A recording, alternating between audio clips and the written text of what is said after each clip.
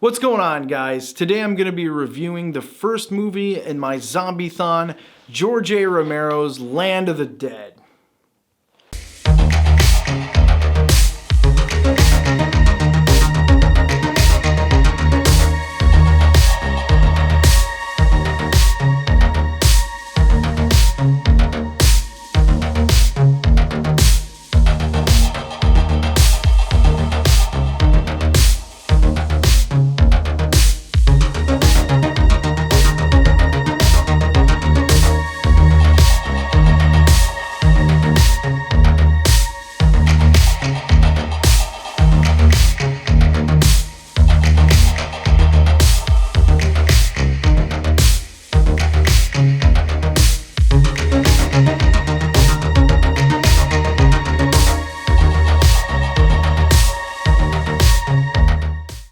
Land of the Dead was released in 2004 and it was highly anticipated.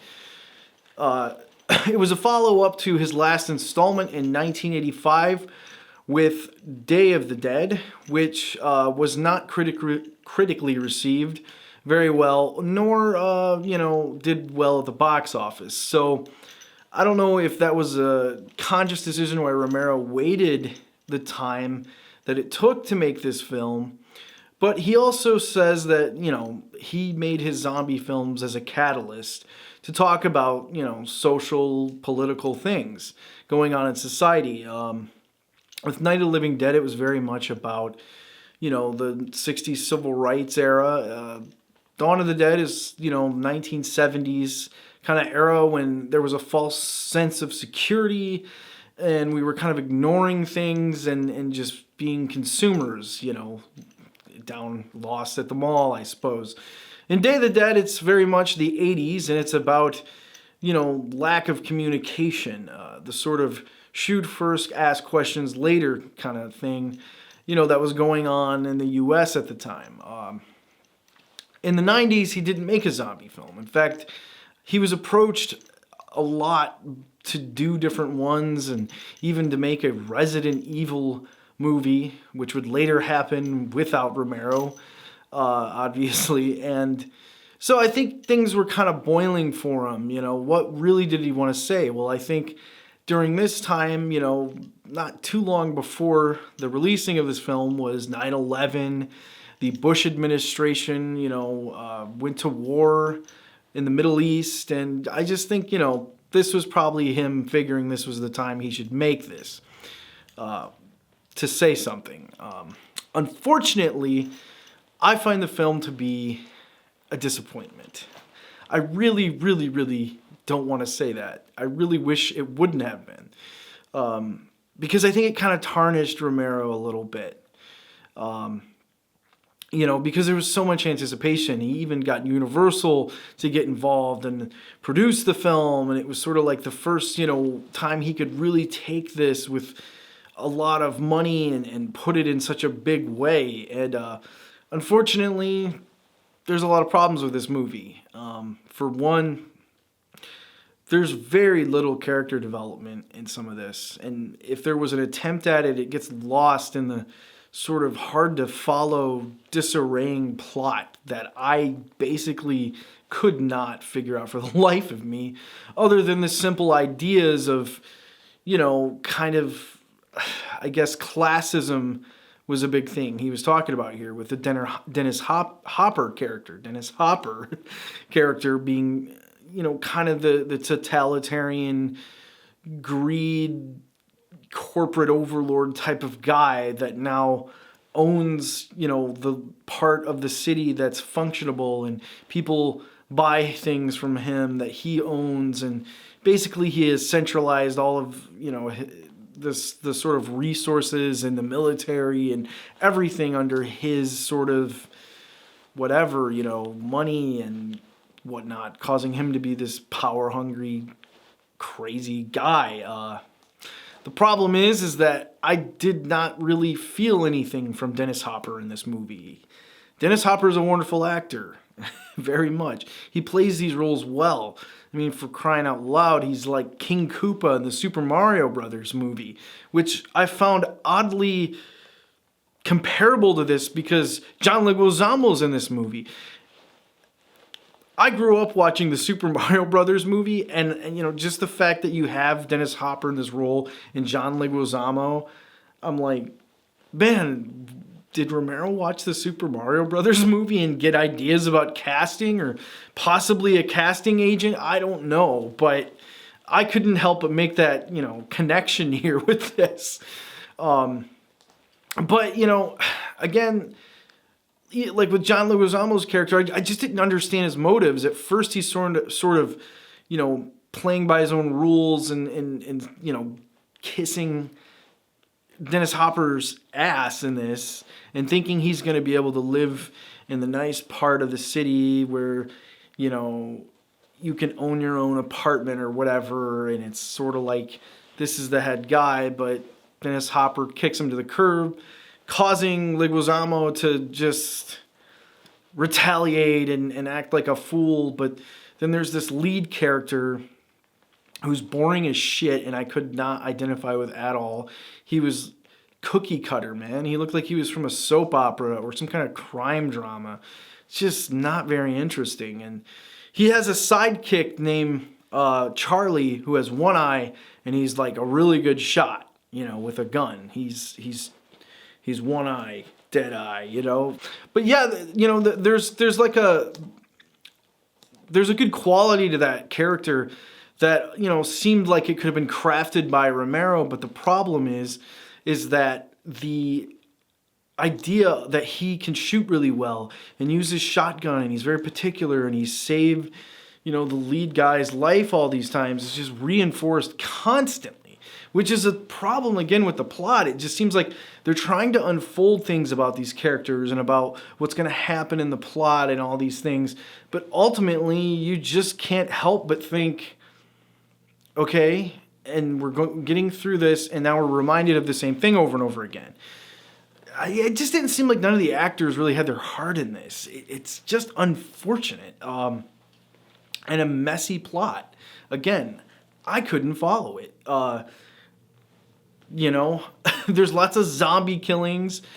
Aja Argento I found to be annoying in this. I just found her character to not matter. Much like the other ones even, but this character just didn't matter. She was there to be the cool, tough, hot chick, and that's all she was, and whatever. You know, she fights zombies at the beginning. I just, it's frustrating to me, because I love George A. Romero. I met him before. Recently, I mean, not too long before he passed away, I met him at a convention I go to. And, you know, he was the nicest guy, down to earth, no, you know, BS, you know, no higher than mighty, like, attitude, you know. I was a nervous wreck, so I didn't really say what I wanted to him. I shook his hand. We took a picture together, you know. But, you know, he was a nice guy. And made some of my favorite movies. My favorite movie he's ever made is Dawn of the Dead, but I also really love Martin, and not to mention Creepshow. I mean, it's not even just his zombie movies. The guy's a master of horror. He was part of Masters of Horror. He was a legend, and you know, God rest his soul, George A. Romero. But yeah, this one just didn't cut it. You know, again, the plot was jam-packed with so much that it was hard to follow in the amount of time that that it has. The zombies were a little hard to deal with. I mean, they looked great, and you know, like they all this like gore and stuff was fine, except I found that there was no real feasting scene that I can remember, like he has in his other films, where there's this, it's in Night of the Living Dead, Dawn of the Dead, Day of the Dead, you know, where the zombies are feasting on the body parts and the flesh and everything, and you just kind of sit there for a moment and just absorb that kind of dreadful, disgusting thing.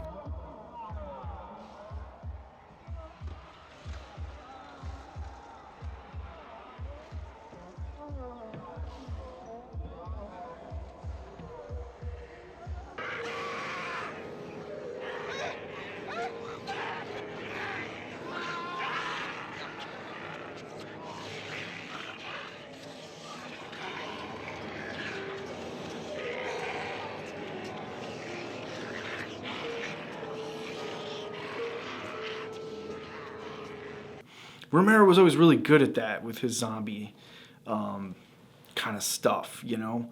And I didn't get that in this one. I just felt like it was just wham, bam, fast-paced editing, action, video game-esque, you know, and overall just not a Romero type of film to me. I don't know if Universal's involvement had anything to do with that, but, you know, it's just simply the way it is. But, you know, I think that, you know, again, it just seemed to like, you know, nothing was going anywhere with these characters. That, like, I can't say that enough, but that's just how it was. And, you know, I think this had a lot of potential, though. I mean, the idea is very interesting. This kind of, you know, last bit of civilization that's kind of made it through a lot of this, you know, kind of stuff. And now here we are, you know, in this sort of greed and, you know, classism starting all over again in society.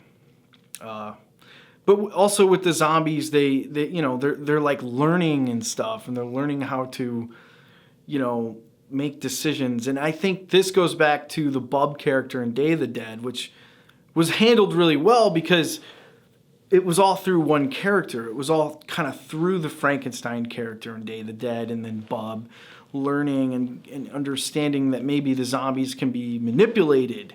In this, they kind of go for that, you know. It seems like society has kind of learned to not accept them, but deal with them. Like, you know, we chain them up to, you know, chain link fences and take pictures of them, or maybe they're fighting in like a, you know, gladiator type of thing.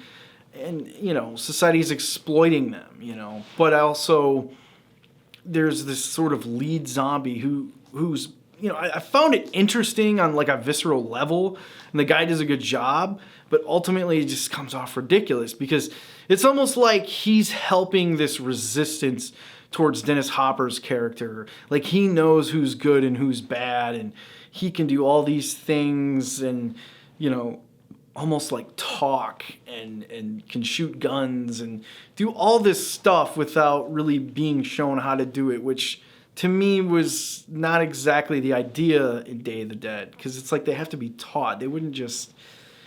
it just comes off very cartoonish and unrealistic and not necessarily comical, just kind of cringeworthy, like, why, you know? And that aspect of it just... It's not handled well, and more or less one of the most critical things about Land of the Dead is how that was a thing. But with that being said, you know, it's sad that it wasn't what it was going to be cracked up to be when it was released. I wish it would have been. And maybe, just maybe, if Universal wouldn't have been involved, it could have been a really good film. But who knows? We'll never quite know. But, you know, yeah, I mean, it's worth a watch, just if you're a zombie fan. You know, I think the problem is, too, is that you've kind of seen these ideas expressed through The Walking Dead probably a little better than you do in this. But it's worth it, you know. And I also think that maybe this is trying to maybe be similar to his remake of Dawn of the Dead, which just was, you know, not quite the same thing as the original. You know, it's just more, that's just kind of an action film for the sake of zombies and blood, you know, to where Romero always had something a little bit more going on with the way he told these stories. And maybe he was trying to kind of appease that notion and realize that this is why people like these, because of the action, or because, you know, the blood and the guts and fast editing and stuff. But it didn't work. It's not really revered as his best film either. But nonetheless, guys, thank you for checking out my video. Please hit a subscribe and a like. And check back soon for the next Zombie-thon movie I will be reviewing.